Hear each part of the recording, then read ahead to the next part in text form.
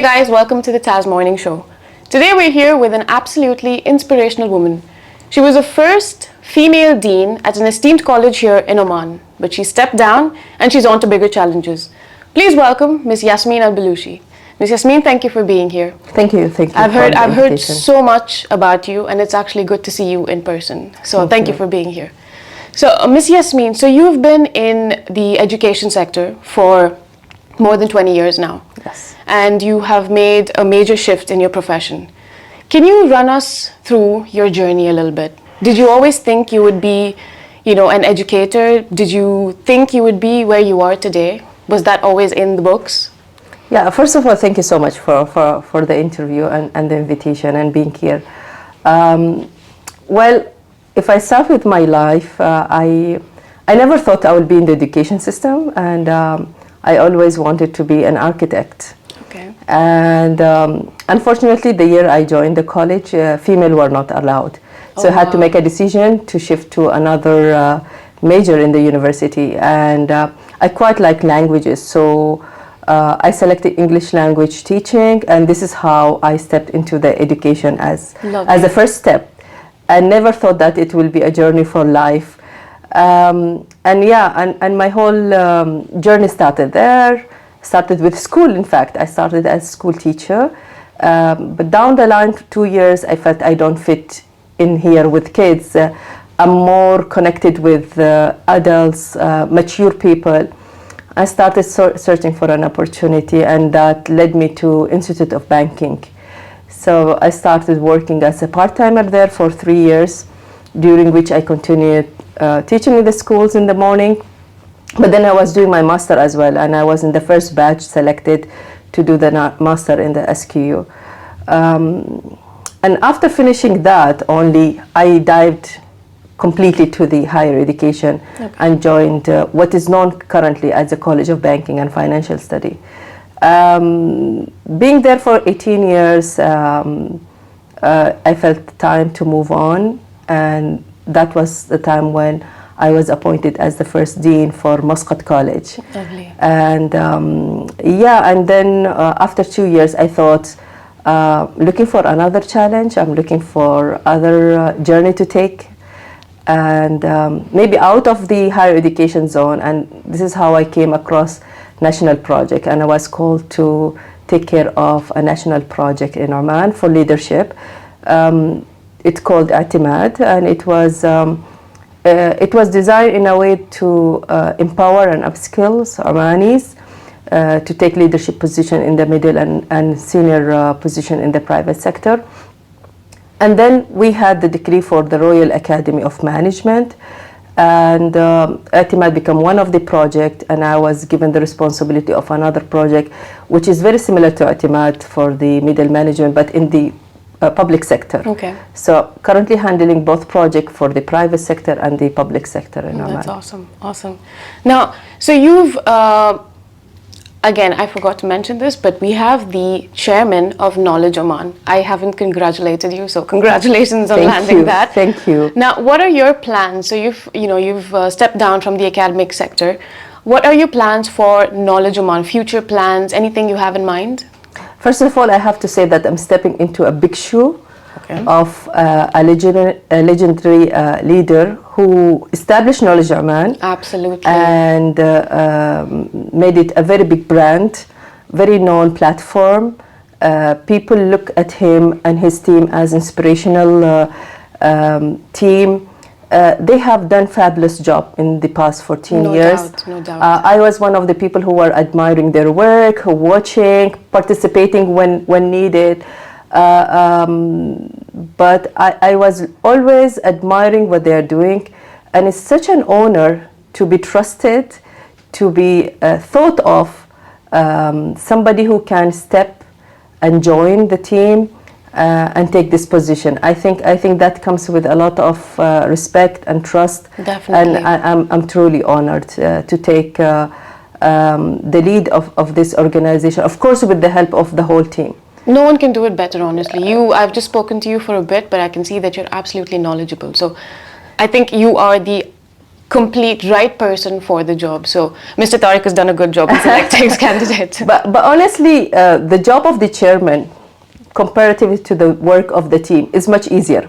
And I'm not saying that as a cliche, because I think the dynamo of the whole work rests on the president of the team, Yes. of Knowledge Oman, and we have an energetic, beautiful, and so much knowledge, personality, and somebody who really did an amazing job in the past few years. And the team, supporting team, and I think they are the dynamo of the whole entity.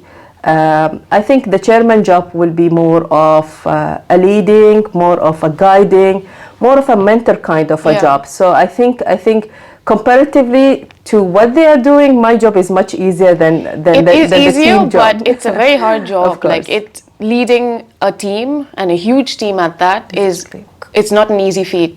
So I think they've selected the right person because you have been in the education sector. You know what leading people, you've been inspiring people throughout. So, kudos to that. I think it gelled very well because sharing knowledge, the concept of sharing knowledge, transferring knowledge, is in the heart of my profession. Yes. It's in the heart of my philosophy, personally and professionally. It's in the heart of my passion to start with. And I have been doing that as an individual, but it was individual efforts, it was scattered effort.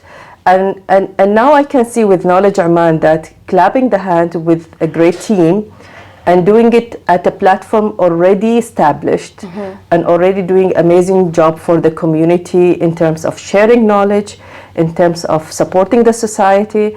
I think that is amazing. I think I found a place where I can share the knowledge and experience I have gained. I can listen to other ideas. I can learn from the team what they are doing. And together, I think we can drive this platform to another height.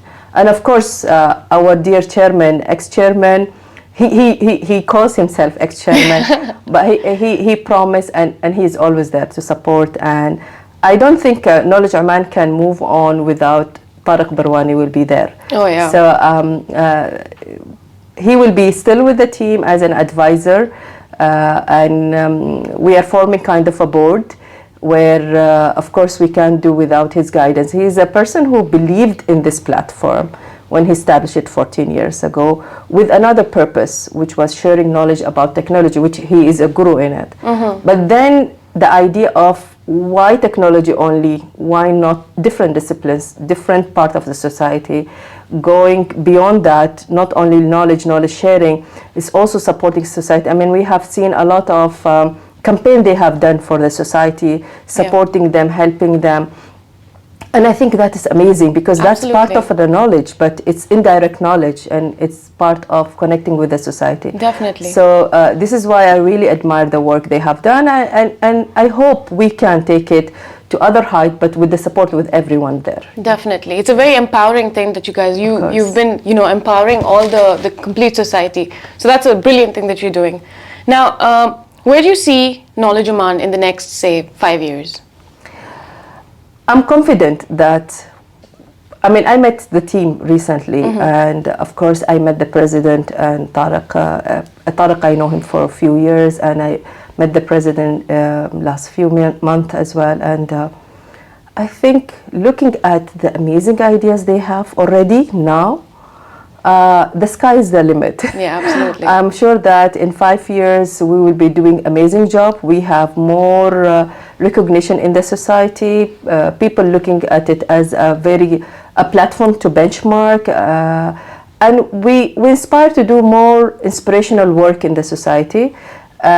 We want to focus, though, in the coming era or in the coming stage on bridging the gap between academic life and the professional life, where we feel that still there is a very big gap there.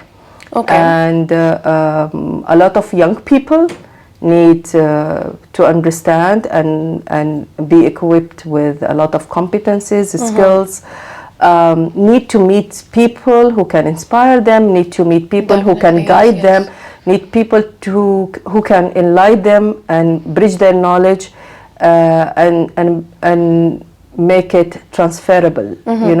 I think we will be focusing more on that segment. Having said that, but that will not be limited to Definitely, all the yeah, activities. And I think we need to do a lot of brainstorming with the team to see what else we can bring. But definitely keeping on whatever activities happening, supporting society, sharing knowledge, bringing experts, and then bridging the gap between academia and of course the professional world. I love it. I love it. You know what I love about this is that the ministries here are also very supportive of this. So when you see, everyone supporting everyone, everything just falls into place. It just works. So Exactly. I hope things fall into place now, Now, lastly, before we wind up, do you have, you're an absolutely inspirational woman. You're the first dean and all of that. Now, as a woman, what advice would you give me and all the other ladies watching just in life, general advice that you have? I usually ask my guests about advice in general, but for me, I want advice specifically to ladies because you are empowering. Just being around you is a whole different vibe. Well, thank you for sweet words. I believe, and this is my personal belief, is when a woman believes in herself, nothing else can stop her. It's always the confidence that you can do what makes a lot of difference. And I have no doubts, intellectually they're capable, physically they're capable, they are brilliant, they're hardworking. Lots of women, they have that. And when you ask them to step in a leadership position, they always ask, can I? And that being hesitant and not confident about her own capabilities, I always see it as a wall between what she is capable of doing and what she is putting as, like a barrier to herself to step forward. Because, the moment she steps forward, she will find another word, and she will find that she might be outperforming other people who are already there in the field, be it female or male. So just believing in yourself and just being real and working hard, definitely. And nothing comes easy. I know a lot of women always think, work-life balance and being a woman, you are responsible of the house. Definitely that comes as a package. But I found that majority of leaders around here, especially women, and that the same equation, by the way, depends on the men. It's just how you create your own balance where family is not affected, your work not affected, and how you create on daily basis. I call myself, living on imbalance on purpose. So maybe one day I decide to be 90% family person and 10% only looking at an email and checking it. And there are times with big projects and operational time, hype time, maybe I can turn 100% to work or 90% or 80%. Now, what determines that equation? It's only you. Because you see what is the priority at that point of time, because priorities fluctuate not periodically, on daily basis. Definitely. In a moment. I agree. So you woke up today and you decide today what is the priority.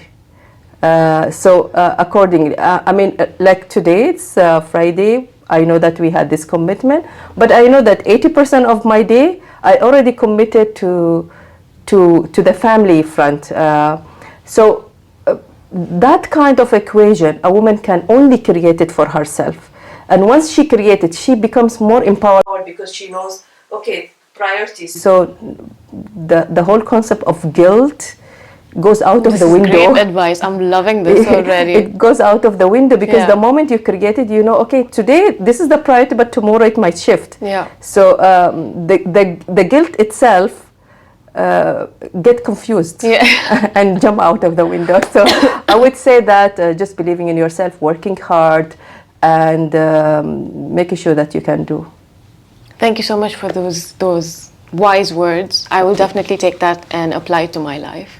Thank you so much for being here, Miss Yasmeen. It was wonderful to talk to you. I really love the energy that you give out. You are super inspirational, very cool, and I love your confidence. Like, if I'm talking to someone, I would say on a scale of 1 to Miss Yasmeen, how confident are you?